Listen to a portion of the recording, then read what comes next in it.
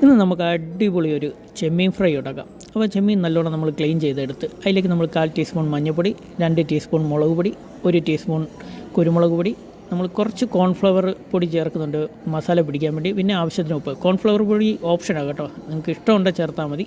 ശകലം എണ്ണ ഒഴിച്ച് കറിവേപ്പില ഇട്ട് നല്ലോണം തിരുമ്മി നമുക്കൊരു അരമണിക്കൂർ റെസ്റ്റ് വെക്കാം. പിന്നെ ഒരു പാൻ അടുപ്പത്ത് വെച്ച് അതിലേക്ക് എണ്ണ ഒഴിച്ച് എണ്ണയൊന്ന് ചൂടായി വരുമ്പോൾ നമുക്ക് ചെമ്മീൻ ഓരോന്ന് നമുക്ക് വെച്ച് കൊടുക്കാം. ഈ വീഡിയോ ആദ്യമായിട്ടാണ് കാണുന്നതെങ്കിൽ നിങ്ങളൊന്ന് സബ്സ്ക്രൈബ് ചെയ്യണം കേട്ടോ.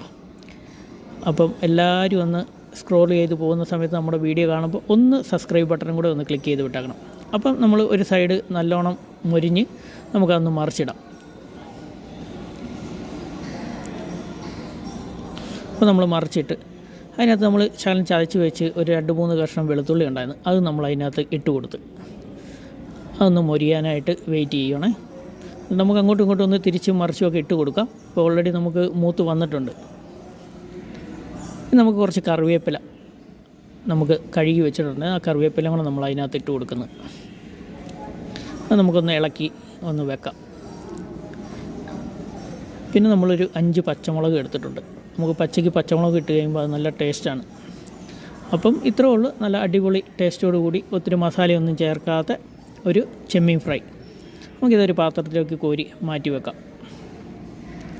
അപ്പോൾ ഞാൻ ചോറാണ് ഇന്ന് എടുത്തിരിക്കുന്നത്. അപ്പോൾ ചോറും ഒരു അച്ചാറുണ്ട്, പിന്നെ നമ്മുടെ ചെമ്മീൻ ഫ്രൈയും. ഇത്രേ ഉള്ളൂ. വീഡിയോ ഇഷ്ടപ്പെട്ട എല്ലാവരും സപ്പോർട്ട് ചെയ്യണം. Thank you.